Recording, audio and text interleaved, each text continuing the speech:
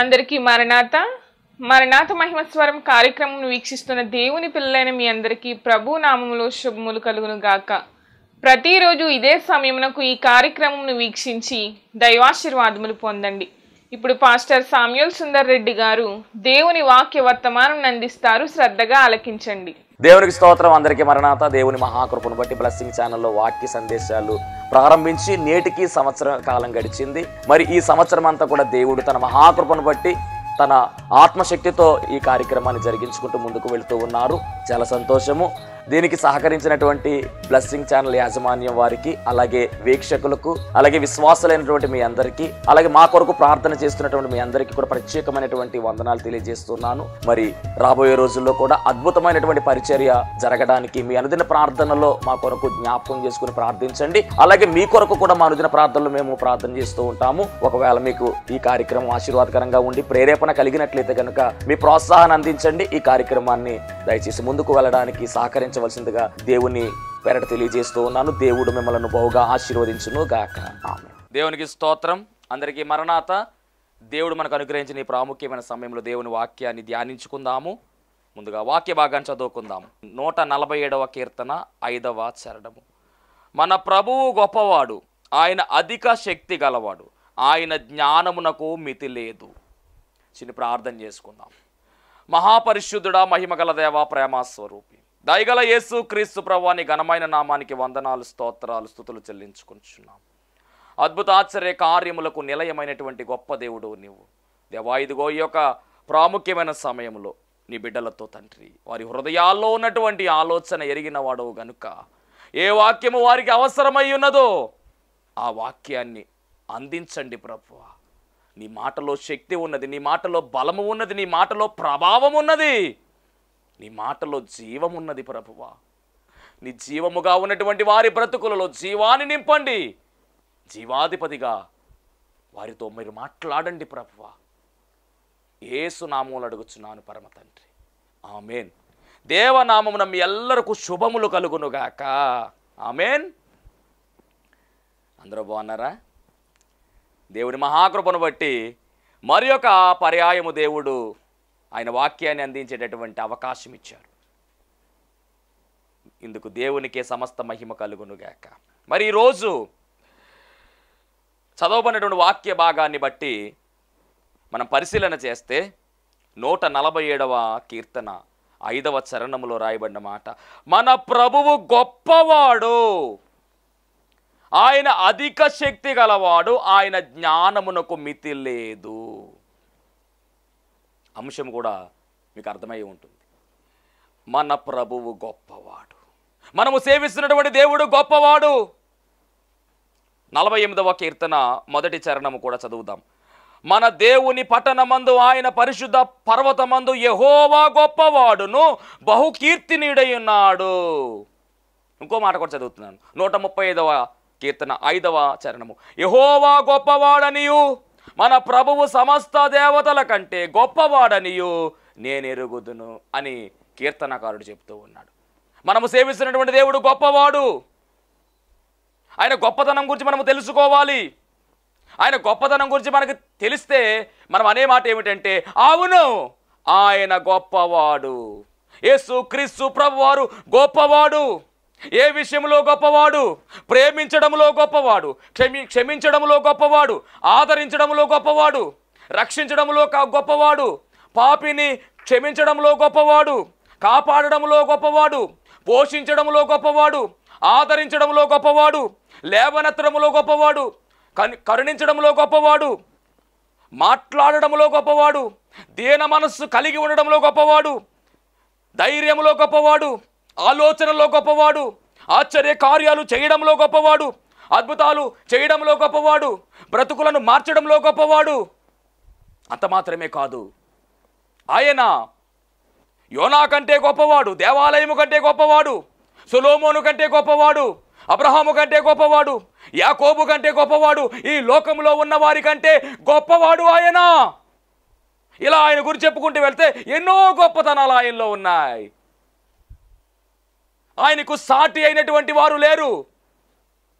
అంత గొప్ప దేవుడు ఆయన. అందుకని రాయబడినటువంటి మాట, మన ప్రభువు గొప్పవాడు. అవును, ఆయన గొప్పవాడు అని అందరూ కూడా ఈ మాట, అవును ఆయన గొప్పవాడు, దేవుని మహిమ కలుగును గాక. ఆ మాట అంటా ఉంటేనే ఆయన గొప్పతనం ఏంటో మనకు అర్థమైపోతుంది. మరి అలాంటి గొప్ప దేవుడిని కలిగినటువంటి మనము కూడా గొప్పవారమే. రాజు పిల్లలు రాజులే, రాజు పిల్లలు రాజులే. మరి ఆయన గొప్పవాడైతే ఆయన పిల్లలమైన మనము కూడా గొప్పవారమే. దేవునికి మహిమ కలుగునుగాక. ఆయన గొప్పతనం గురించి వివరించాలంటే చాలా ఉన్నాయి, చాలా లక్షణాలు, చాలా జ్ఞానములో గొప్పవాడని, కరుణించడంలో గొప్పవాడని, బ్రతుకులను మార్చడంలో గొప్పవాడు. బైబిల్ గ్రంథంలో ఆయన దేవాలయము కంటే గొప్పవాడుగా, యోనా కంటే గొప్పవాడుగా, సొలొమోను కంటే గొప్పవాడుగా, లోకములో ఉన్నవాని కంటే గొప్పవాడిగా పిలువబడ్డాడు ఆయన. ఈరోజు ఆయన గొప్పతనాన్ని ఒక్కొక్కటిగా వివరించుకొని కొన్ని విషయాలు నేను వివరించే ప్రయత్నం చేస్తాను. చాలా జాగ్రత్తగా వినండి. మొట్టమొదటిగా ఆయన ప్రేమించడంలో గొప్పవాడు. మొట్టమొదటిగా ప్రేమించడంలో గొప్పవాడు. ఎందుకు ప్రేమించడంలో గొప్పవాడు అనే మాట ఎందుకు చెప్తున్నానంటే, ఆయన మనలను అధికముగా ప్రేమించాడు కాబట్టే సమస్తమును విడిచిపెట్టి ఈ పాపలోకములోనికి వచ్చాడు. త్యాగము చేశాడు, యాగము చేశాడు, యజ్ఞ పశువుగా మారిపోయాడు. రక్త ప్రోక్షణము జరిగించే ప్రయత్నము, రక్త ప్రోక్షణ జరిగించే ప్రయత్నం మాత్రమే కాదు కానీ రక్త ప్రోక్షణం జరిగింది. తన ప్రాణాన్ని దానముగా ఇవ్వడానికి వెనుదీయకుండా వచ్చేసాడు ఆయన.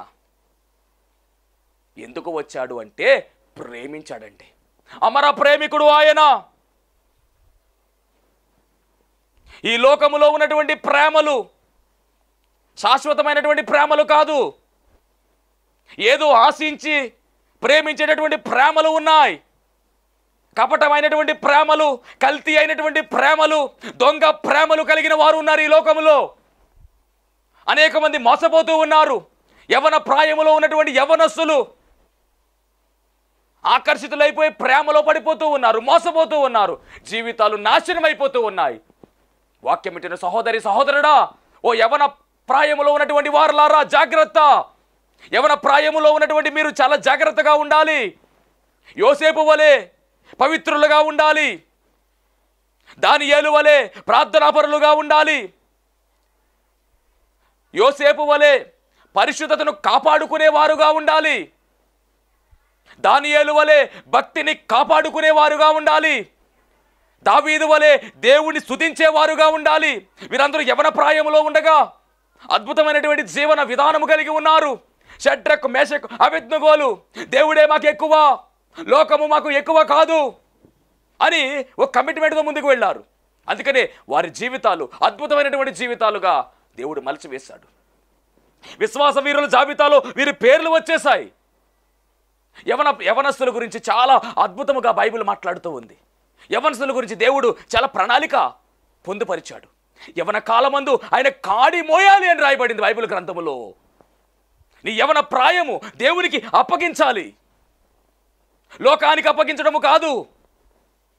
లోకములో ఉన్నటువంటిది ఏది కూడా శాశ్వతమైనది కాదు. లోకాశ మనం కలిగి ఉన్నాము, లోక ప్రేమ కలిగి ఉన్నాము. జాగ్రత్త. లోకములో ఉన్నదంతా కూడా శరీరాశ, నేత్రాశ, జీవపు డంబము పాపములోనికి తీసుకుని వెళ్ళిపోతాయి, జీవితాన్ని నాశనం చేసేస్తాయి. జాగ్రత్త, జాగ్రత్త. ఆకర్షణతో ప్రేమ అనేటటువంటి ఆలోచన కలిగి యవనస్తులు మోసపోతూ ఉన్నారు. సాతాను వేస్తున్నటువంటి పన్నాగమది బ్రతుకులు, యవన ప్రాయములో ఉన్నటువంటి జీవితాలు నాశనం అయిపోతూ ఉన్నాయి నేటి కాలములో. చాలా జాగ్రత్త. క్షణికావేశముతో నిర్ణయాలు తీసుకుని జీవితాలను పాడు చేసుకుంటూ ప్రాణాలను కోల్పోతూ తల్లిదండ్రులకు దుఃఖాన్ని మిగులుస్తున్నటువంటి యవనస్తులు ఉన్నారు.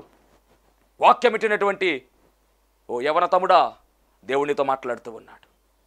దేవునితో మాట్లాడుతూ ఉన్నాడు. నువ్వు ఆలోచన చేస్తున్నటువంటి ఆలోచన సరైంది కాదు. నీ నిర్ణయాన్ని మార్చాలి. దేవుని పరిచర్యకు నువ్వు సమర్పించుకున్నావు. పరిచర్యలు నువ్వు వాడబడాలి. నువ్వు వస్తావని దేవుడు ఎదురు చూస్తూ ఉన్నాడు. ఎన్నో అవకాశాలు నీకు ఇచ్చేశాడు. ఇక అవకాశాలు లేవు. ఆయనలో ఉగ్రతను రేపకుండా ఆయన నీకిచ్చినటువంటి పనిని సంపూర్తి చేయడానికి ఆయన సేవకురా. అనాలోచనలన్నీ కూడా ప్రక్కన పెట్టు. ఏమిటి నా పరిస్థితి, ఏమిటి, ఎలాగా సేవ అని అనుకుంటూ ఈ వాక్యం వింటున్నావు. ప్రభు నీతో సూటుగా మాట్లాడుతూ ఉన్నాడు ఈరోజు. దేవుని మహిమ కలుగును గాక. నీ భారమంతా ఆయన మీద వేసేయి. అడుగుల ముందుకు వేయి. నిన్ను ఆయన నడిపించుకుంటాడు. యవన ప్రాయములో నిన్ను దేవుడు ఎంపిక చేసుకున్నాడు, ఏర్పాటు చేసుకున్నాడు. క్రీస్తు సైనికుడు వలె నువ్వు ముందుకు సాగాలి. అనేక మందిని రక్షించేటటువంటి బాధ్యత దేవుడు నీ మీద పెట్టాడు.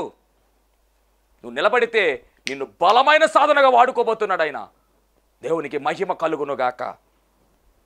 కాబట్టి ఈ లోకంలో ఉన్నటువంటి ప్రేమలు ఎలాంటి ప్రేమలు అంటే కనుక నటనతో కూడినటువంటి ప్రేమలు, వేషధారణతో కలిగినటువంటి ప్రేమలు. లోపల ప్రేమ ఉండదు, కానీ పైకి ప్రేమ, నటన నటన నటన. డబ్బును చూసి ప్రేమించేవారు కొంతమంది, ఆస్తిని చూసి ప్రేమించేవారు కొంతమంది, పదవిని చూసి ప్రేమించేవారు కొంతమంది, అందాన్ని చూసి ప్రేమించేవారు కొంతమంది, ఏదో కావాలని ఆశించి ప్రేమించేవారు కొంతమంది. సమాజం అలా మారిపోయింది. నటనతో కూడినటువంటి ప్రేమలు. కానీ నేను చెప్తున్నటువంటి మాట గమనించండి. నటన కానీ, ఆశించి కానీ, ఏదో వస్తుందని కానీ, ఎలాంటి దురుద్దేశము లేనటువంటి ప్రేమ, స్వచ్ఛమైనటువంటి ప్రేమ, ప్యూర్ లవ్ యేసుక్రీస్తు ప్రభువు వారిది. స్వచ్ఛమైనటువంటి ప్రేమ. ఎంత గొప్ప ప్రేమో ఈ ప్రేమ. తల్లిదండ్రుల ప్రేమ ఉంది, భార్యాభర్తల ప్రేమ ఉంది, బిడ్డల ప్రేమ ఉంది. కానీ ఈ ప్రేమలన్నీ కూడా ఏమైపోతాయంటే కనుక శాశ్వత కాలం ఉంటాయి అంటే ఉండవు. నశించిపోయే ప్రేమలు ఇవన్నీ కూడా. నేను అంటున్నాను కదా, ఇహమందును పరమందును కూడా శాశ్వత కాలము నిలిచిపోయే ప్రేమ యేసుక్రీస్తు ప్రభువు వారి ప్రేమ మాత్రమే. అందుకనే ప్రేమించడంలో ఆయన గొప్పవాడు. ఆయనలా ప్రేమించేవారు ఈ ప్రపంచంలో ఎవ్వరూ లేరు. దేవునికి మహిమ కలుగును గాక. మనము చాలా అదృష్టవంతులము. ఎందుకంటే ఈ ప్రేమికుడు అమర ప్రేమికుడు. ఈయన దేవుడు లోకమును ఎంతో ప్రేమించాను. ఎంత ప్రేమించావయ్యా అంటే నా కుమారుని ఇచ్చేంత ప్రేమించాను అంటున్నాడు. ఈ ప్రేమ ఇచ్చే ప్రేమ, లాక్కునే ప్రేమ కాదు, ఇచ్చే ప్రేమ. ఏమిచ్చావయ్యా అంటే ప్రాణమే ఇచ్చాడు యేసుక్రీస్తు ప్రభువు వారు. ఈ ప్రేమ ఎలాంటిదంటే అవసరమైతే ప్రాణం పెట్టేసింది. ప్రేమ చచ్చేంత ప్రేమ. ఆయన వచ్చి తన ప్రాణాన్ని ఇచ్చేశాడు, తన రక్తాన్ని ఇచ్చేశాడు, తన శరీరాన్ని ఇచ్చేశాడు, తన దేహాన్ని ఇచ్చేశాడు. త్యాగం చేసేసాడండి. త్యాగముతో కూడిన ప్రేమ ఇది. అందుకనే ప్రేమించడంలో ఆయన గొప్పవాడు అనండి ఒకసారి. ప్రేమించడంలో ఆయన గొప్పవాడు. దేవునికి మహిమ కలుగును గాక. అసలు ఈ ప్రేమ గురించి మనం వర్ణించగలమా అంటే అస్సలు వర్ణించలేం. అందుకని దీన్ని ఏమన్నారంటే గ్రీకు టెర్మినాలజీలో అగాపే ప్రేమ, హద్దులు లేని ప్రేమ, అవధులు లేని ప్రేమ, వర్ణించలేనటువంటి ప్రేమ. అలాంటి ప్రేమ, ప్రేమామయుడు. అలాంటి ప్రేమ కలిగిన వాడే యేసుక్రీస్తు. అందుకనే ప్రేమించడంలో గొప్పవాడు. ఈ ప్రేమ ఎవరిలో ఉండదు. అమరమైన ప్రేమ, పైగా శాశ్వతం ఉండే ప్రేమ. ఇర్మియా గ్రంథం 31వ అధ్యాయం 3వ వచనం. చాలా కాలము క్రిందట యెహోవా నాకు ప్రత్యక్షమై ఇట్లనెను, శాశ్వతమైన ప్రేమతో నేను నిన్ను ప్రేమించుచున్నాను గనుక విడువక నీ ఎడల కృప చూపుచున్నాను. శాశ్వతమైన ప్రేమ. ఆగిపోయే ప్రేమ కాదు ఇది, సాగిపోయే ప్రేమ. నిలిచిపోయే ప్రేమ కాదు ఇది, సాగిపోయే ప్రేమ. కృప చూపే ప్రేమ, కరుణ చూపే ప్రేమ, దయ కలిగినటువంటి ప్రేమ, జాలి కలిగిన ప్రేమ. ఈ ప్రేమ త్యాగముతో కూడిన ప్రేమ. మన కోసమే సర్వాన్ని విడిచిపెట్టి ఈ పాపలోకములోనికి ఆయన వచ్చేశాడు. ఎందుకంటే ప్రేమించాడు గనుక. దీనుడుగా మారిపోయాడు, హీనుడుగా మారిపోయాడు, రిక్తుడుగా మారిపోయాడు, ఏమీ లేనివాడుగా, విశ్రాంతి కూడా లేనివాడుగా మారిపోయాడండి. 3.5 సంవత్సరాలు సేవా పరిచర్యలో ఆయన పాదాలు ఎక్కడా ఆగలేదు. రెస్ట్ తీసుకున్నాడంటే ఒకే ఒక్క చోట కనబడుతూ ఉంది. ఆయన ఓడ అమరం మీద పడుకున్నాడంతే. పడుకున్నారు, వెంటనే లేపేశారు. రాత్రంతా ప్రార్థనలో గడిపేవాడు, పగలంతా సువార్త చేసేవాడు, అద్భుతాలు జరిగించాడు, ఆశ్చర్యకార్యాలు జరిగించాడు, అందరికీ మేలే జరిగించాడు. ఎంత గొప్ప దేవుడో గమనించారా? కాబట్టి ఈయన ప్రేమ మనకు మేలు కలిగించింది. ఈయన ప్రేమ త్యాగాన్ని చేసేలా చేసింది. ఈయన ప్రేమ పరలోక రాజ్యములో మనము అడుగు పెట్టేలా చేసింది. ఈ ప్రేమ అర్హత లేని మనకు ఒక అర్హత కలిగించింది. ఈ ప్రేమ ఈ పాపిని పరిశుద్ధుడుగా మార్చేసింది. ఈ ప్రేమ శాశ్వత కాలము ఉండిపోయే ప్రేమ. ఏ ప్రేమ అంటే యేసుక్రీస్తు ప్రభువు వారి ప్రేమ. అందుకని ప్రేమించడంలో ఆయన గొప్పవాడు. ఎంత గొప్ప దేవుడు! శిలువ మరణము ద్వారా ఆ ప్రేమను చాటాడండి. రక్తము చిందించాడు, ప్రాణం పెట్టాడు.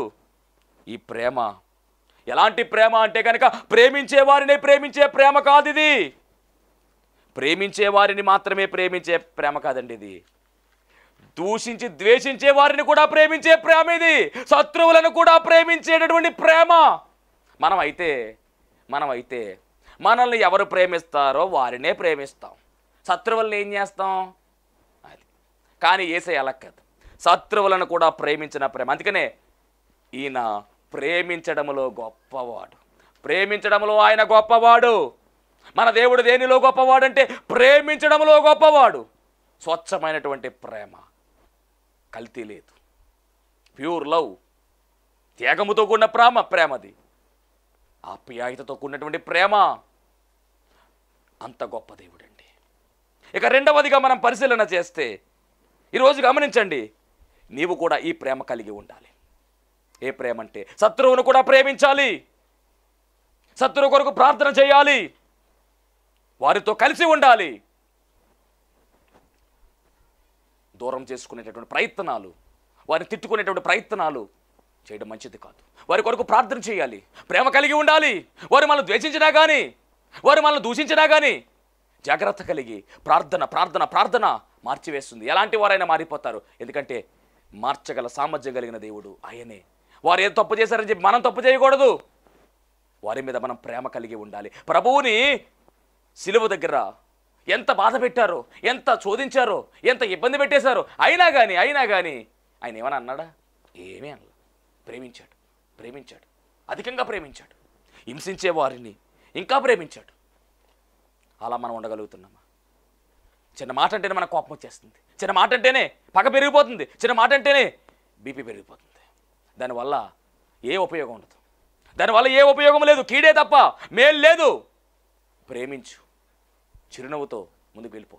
దేవుడు ఖచ్చితంగా అద్భుతాలు జరిగిస్తాడు. ఎందుకంటే గొప్ప దేవుడే, ఆయన ప్రేమించడంలో గొప్పవాడు. ఇక రెండవది, పరిశుద్ధతలో గొప్పవాడు ఈయన. అందం ఒకసారి, పరిశుద్ధతలో నా దేవుడు గొప్పవాడు. ఎలాంటి పరిశుద్ధత? ఆయన పరిశుద్ధతలో గొప్పవాడు.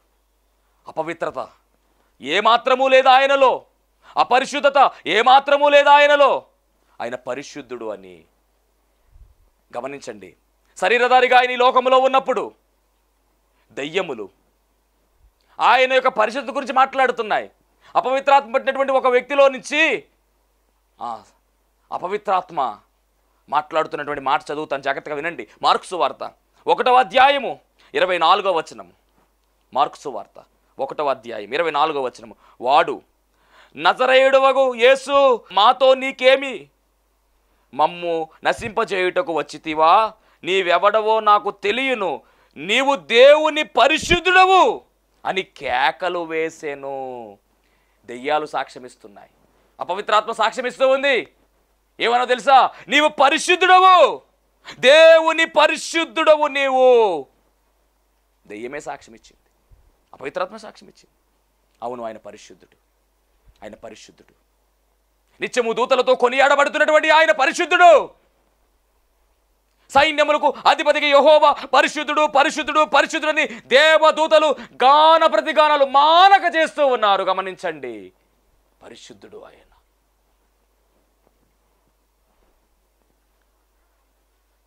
తల్లి మరియ తల్లి గర్భము ధరించినటువంటి ఆ యొక్క విషయాన్ని మనం పరిశీలన చేస్తే, లూకా సువార్త 1వ అధ్యాయము 35వ వచనములో గబ్రియేలు దేవదూత మరియమ్మను దర్శిస్తూ మాట్లాడుతున్నటువంటి మాట, పరిశుద్ధాత్మ నీ మీదికి వచ్చును, సర్వోన్నత శక్తి నేను కమ్ముకొనును, కనుక పుట్టబోవు శిశువు పరిశుద్ధుడై దేవుని కుమారుడు అనబడును. చాలా అద్భుతమైన మాట ఇది. పరిశుద్ధాత్మ నీ మీదికి వచ్చును, శక్తి నేను కమ్ముకొను. కాబట్టి పుట్టబోవు శిశువు పరిశుద్ధుడై దేవుని కుమారుడు. అంటే పుట్టుకలోనే పరిశుద్ధత. ఆయన దేవుడు, కానీ మానవుడుగా నరవతారిగా ఈ లోకానికి రావాల్సి వచ్చింది. ఎందుకు అంటే సర్వమానవాళి కొరకు ప్రాణం పెట్టడానికి, రక్తము చిందించడానికి ఆయన శరీరమును ధరించుకున్నాడు. ఆత్మయునటువంటి దేవుడు శరీరమును ధరించుకున్నాడు. ఎక్కడా కూడా అపరిశుద్ధత ఉండకూడదు. అనగా పుట్టుకలో మానవుడు జన్మతః పాపి, జన్మపాపం అనేది రాకూడదు, జన్మ పాపం అనేది ఉండకూడదు. కాబట్టే పరిశుద్ధాత్మ దేవుని కార్యము జరుగుతూ ఉంది అక్కడ. అలా జరిగినప్పుడు ఆయన పుట్టినటువంటి విధానము పరిశుద్ధుడు. ఆయన ఎబ్రీ పత్రిక 7వ అధ్యాయం 26వ వచనం మనం పరిశీలన చేస్తే, ఆయన పెరిగిన తరువాత ఈ పాపలోకములో ఆయన ఉన్నప్పటికీ ఏ పాపాన్ని అంటించుకోకుండా, పాపాన్ని అంటనీయకుండా పరిశుద్ధుడుగా ఆయన ఉన్నట్టుగా మనం చూస్తూ ఉన్నాం. అందుకని ఆయన అంటాడు కదా, నాలో పాపం ఉన్నదని మీలో ఎవరైనా స్థాపింపగలరా అని సవాల్ చేశాడు. ఆయన ఛాలెంజ్ చేసినట్టు, నాలో పాపం ఉన్నదని మీలో ఎవరైనా స్థాపించగలరా? అవకాశం లేదు. ఎందుకంటే పరిశుద్ధుడు ఆయన. ఎబ్రీ పత్రికలో 7వ అధ్యాయం 26వ వచనం రాయబడినటువంటి మాట, పవిత్రుడు, నిర్దోషియు, నిష్కల్మషుడు, పాపుల్లో చేరక ప్రత్యేకముగా ఉన్నవాడును, ఆకాశ మండలమును కంటే మిక్కిలి హెచ్చైన వాడునైనా ఇట్టి ప్రధాన యాజకుడు మనకు సరిపోయినవాడు. ఆయన పవిత్రుడు, నిర్దోషి, పాపుల్లో చేరక ప్రత్యేకముగా ఉన్నవాడు, ప్రధాన యాజకుడు. సరే, ఇంత గొప్ప అద్భుతం అది. ఆయన పుట్టుకలో పరిశుద్ధత ఉంది, ఆయన మాటలో పరిశుద్ధత ఉంది, ఆయన జీవన విధానంలో పరిశుద్ధత ఉంది, ఆయన చూపులో పరిశుద్ధత ఉంది, ఆయన తలంపులో పరిశుద్ధత, ఆయన కార్యాలు జరిగించే విధానములో, క్రియల్లో పరిశుద్ధత. పాపలోకములో ఉన్నప్పటికీ కూడా పరిశుద్ధుడుగా జీవించాడు ఆయన. చెరువు ఉంటుంది, చెరువులో మరి తామర పువ్వులు ఉంటాయి.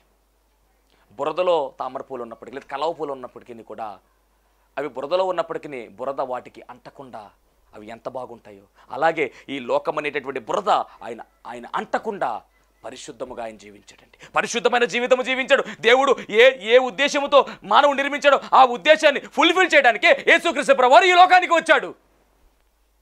కానీ ఏదేను తోటలో పరిశుద్ధతను తొలగించే విధముగా సాతాను కూడా ప్రేరేపించి తొలగించి వేసేశాడు. అందుకని ఆదాము అవ్వమ్మల జీవితాలలోనికి పాపము మొదలై మన వరకు కూడా అది వచ్చేసింది. దాన్ని తిప్పికొట్టడానికి యేసుక్రీస్తు ప్రభువారు నరవతారిగా ఈ లోకానికి వచ్చి పరిశుద్ధముగా ఎలా జీవించాలో ఆయన జీవించాడు. అందుకనే పరిశుద్ధతలో గొప్పవాడండి ఆయన. జీవన విధానములో ఆయన గొప్పవాడు. ఆయన పరిశుద్ధముగా ఉన్నాడు, పరిశుద్ధముగా పుట్టాడు, పరిశుద్ధముగా ఉన్నాడు ఆయన. అందుకనే మనందరి నిమిత్తము రక్తము, పరిశుద్ధమైనటువంటి రక్తము చిందించాడు. రక్తము చిందించకుండా పాపము పోదు. చిందించేటటువంటి రక్తము గొర్రెల రక్తము, కోడెల రక్తము కాదు. అది మానవ రక్తం అయి ఉండాలి, అది పవిత్రమైన రక్తం అయి ఉండాలి, కలంకము లేని రక్తం అయి ఉండాలి. అపవిత్రత అనేది ఆ రక్తంలో ఉండకూడదు, పాపం అనేది ఆ రక్తంలో ఉండకూడదు. ఎందుకంటే ఆ రక్తము ప్రతి పాపము నుండి ప్రతి మానవుణ్ణి కూడా విడుదల గావించాలి. అలాంటి రక్తాన్ని కలిగినది ఎవరు అంటే యేసు క్రీస్తు ప్రభువారు మాత్రమే. ఎందుకంటే పరిశుద్ధమైన జీవితాన్ని జీవించాడు. హల్లెలూయా. అప్పుడు శిలువ యజ్ఞయాగం జరిగింది. ఇప్పుడు ఆ రక్తము మనల్ని ఏం చేస్తుందంటే పవిత్రపరచింది, పరిశుద్ధపరచింది. అందుకనే నేను పరిశుద్ధుడు కనుక మీరు కూడా పరిశుద్ధులై ఉండండి అని మొదటి నుంచి దేవుడు చెప్తూ ఉన్నాడు. కడగబడ్డటువంటి వారు మనమందరము కూడా ఆయన రక్తములో కడగబడ్డాము. అలా కడగబడడానికి ఆ రక్తానికి ఆ పవర్ ఎలా ఉంది అంటే పరిశుద్ధత ద్వారా వచ్చింది. పరిశుద్ధమైనటువంటి రక్తము ఆయన చిందించాడు, పాపమంతా కూడా కొట్టివేసేశాడు. కాబట్టి రెండవదిగా పరిశుద్ధతలో గొప్పవాడు ఆయన. మొదటిగా ప్రేమించడంలో ఆయన గొప్పవాడు. రెండవది అందరూ అనాలి, పరిశుద్ధతలో గొప్పవాడు అనండి, పరిశుద్ధతలో గొప్పవాడు. ఇక మూడవదిగా మనం పరిశీలన చేస్తే, మరి పరిశుద్ధతలో ఆయన గొప్పవాడైతే మనం కూడా ఎలా ఉండాలి? పరిశుద్ధతలో గొప్పవారముగా ఉండాలి. రక్షింపడినటువంటి మనము, ప్రభు రక్తంలో కడగబడినటువంటి మనము, పాపము అనే దాన్ని వదిలించుకున్నటువంటి మనము మరలా పాపములోనికి వెళ్లకుండా జాగ్రత్తగా పరిశుద్ధమైన జీవితాన్ని మనము జీవిస్తూ పరిశుద్ధమైనటువంటి కన్యకగా ఎగిరి మేఘం ఎక్కి అంతస్తులకు మనం వెళ్ళాలి. కాబట్టి ఇక పాత జీవితాన్ని, రోత జీవితాన్ని, మన ప్రాచీన స్వభావము పక్కన పెట్టేయండి. నవీన స్వభావాన్ని మనం ధరించుకున్నాము కాబట్టి నవీన జీవితాన్ని మనం ముందుకు కొనసాగించుకుంటూ యేసుక్రీస్తు ప్రభువారి సహవాసములో మనం ముందుకు సాగిపోతూ ఉంటే ఆ పరిశుద్ధుడైనటువంటి ఆయన ఈ పరిశుద్ధురాలైనటువంటి కన్యకను తీసుకుని వెళ్తాడు. అట్టి కన్యక వరుసలకు మనం అందరూ కూడా వెళ్ళాలి. వధువు సంఘం వరుసలకు మనం అందరూ వెళ్ళాలంటే పరిశుద్ధతను కాపాడుకోండి, ఎక్కడ కూడా రాజీ పడద్దు. ఇక మూడవదిగా మనం పరిశీలన చేస్తే మన దేవుడు రక్షించడంలో గొప్పవాడు. అంటే ఇక వేరే ఎవరు కూడా పోటీకి రాలేరండి. ఇప్పుడు నేను చెప్తున్నటువంటి మాటలు, ప్రేమించడంలో గొప్పవాడంటే ఇక ఇంతలా ప్రేమించేవాడు ఎవడు లేడు. రెండవది, పరిశుద్ధులో గొప్పవాడంటే ఇలాంటి పరిశుద్ధుడు లేడు. ఈయనకి పోటీ, ఈయనకి ఎవరు సాటి లేరు. ఇది టైటిల్ మనం గుర్తుపెట్టుకోవాలి. మహాపరిశుద్ధుడా, మహిమగల దేవా, నీ ఘనమైన నామానికి వందనాలు, స్తోత్రాలు, స్తుతులు చెల్లించుకొనిచున్నాము. నీ గొప్పతనము గురించి ప్రభువా వివరించుకుని ఉన్నాము. విత్తబడినటువంటి ఈ వాక్యము ద్వారా సరిచేసుకోవాల్సిన మా బ్రతుకులను ప్రభువా సరిచేసుకుంటూ మీరు గొప్పవారుగా ఉన్నారు, మేము కూడా గొప్పవారముగా ముందుకు రావడానికి సహాయము దయచేయమని ఈ వాక్యము ద్వారా ప్రభువా నీ బిడ్డలను దీవించినందుకు వందనాలు. ఈ వాక్యము ద్వారా ప్రభువా నీ బిడ్డల జీవితంలో కార్యాలు జరిగిస్తున్నందుకు వందనాలు చెల్లించుకుంటూ ఉన్నాం. ఇంకను మేలైనటువంటి ఆశీర్వాదాలు, అద్భుతాలు ప్రభువా నీ బిడ్డల జీవితాల్లో జరిగించండి ప్రభువా, కృప చూపించండి. వాక్యమైన యేసుక్రీస్తు వారి శ్రేష్ఠ నామములో అడిగి వేడుకొనుచున్నాము పరమ తండ్రి, ఆమేన్. అందరికీ మరణాత. దేవునికి స్తోత్రం. అందరికీ వందన మరణాత తెలియజేస్తున్నాను. మరణాత మహిమస్వరం అనే ఆధ్యాత్మిక కార్యక్రమాన్ని వీక్షిస్తున్న మీ అందరికీ కూడా మరొక పర్యాయము ప్రభు పేర వందన మరణాత తెలియజేస్తూ ఉన్నాను. మరి ఈ కార్యక్రమము ఎంతో ఆశీర్వాదంగా ఉందని, ఈ కార్యక్రమం ద్వారా ఎన్నో మేలు పొందుకున్నామని మరి మీరందరూ కూడా ఫోన్ కాల్ చేస్తూ ఉన్నారు. చాలా సంతోషము. ఎన్నో అద్భుత ఆశ్చర్యకార్యాలు దేవాదేవుడు ఈ కార్యక్రమం ద్వారా జరిగిస్తూ ఉన్నారు. దేవుని నామమునికి మహిమ కలుగునుగాక. మరి మీరు చూస్తున్నటువంటి ఈ యొక్క షెడ్ గురించి గతంలో మీకు చెప్పడం జరిగింది. యజమానుడు మరి దీన్ని బేరం పెట్టారని చెప్పేసి, దీన్ని తీసుకుంటే ఇక్కడ ఆరాధన జరుగుతుంది, లేకపోతే మనం బయటికి వెళ్ళాలనేటువంటి పరిస్థితిని మీకు చెప్పినందుకు చాలామంది మరి సహకరించారు. కొంతమంది మరి అమౌంట్ పంపించడం జరిగింది, అలాగే ప్రార్థన చేయడం జరిగింది. దేవుని మహాకృపను బట్టి పంపించినటువంటి కొంత అమౌంట్ మరి యజమానుడికి కట్టడం జరిగింది. ఇంకా చాలా అమౌంట్ మనము వారికి ఇవ్వాల్సి ఉంది. కనుక మరి ఈ కార్యక్రమాన్ని వీక్షిస్తున్నటువంటి మీకు ఎవరికైనా కనుక ప్రేరేపణ కలిగినట్లయితే కనుక మరి మీ వంతు సహకారాన్ని అందించండి. ఈ దేని సేవకునికి మీ యొక్క సహకారం అందించి ఈ సేవను మరి ముందుకు వెళ్ళేలాగా సహకరించవలసిందిగా ప్రభు పేరు తెలియజేస్తూ ఉన్నాను. మీకు ఎవరికైనా కనుక మరి ప్రేరేపణ కలిగినట్లయితే కనుక స్క్రీన్ మీద కనపడుతున్నటువంటి ఆ నెంబర్కి ఫోన్పే చేయండి, లేదా ఫోన్ చేసినట్లయితే కనుక నేనే స్వయంగా మాట్లాడతాను. మీ సహకారాన్ని అందించండి. ప్రభు పనిలో మీరు కూడా పాలి భాగస్తులు కావాల్సిందిగా ప్రభు పేరు తెలియజేస్తున్నాను. అందరికీ మరణాత.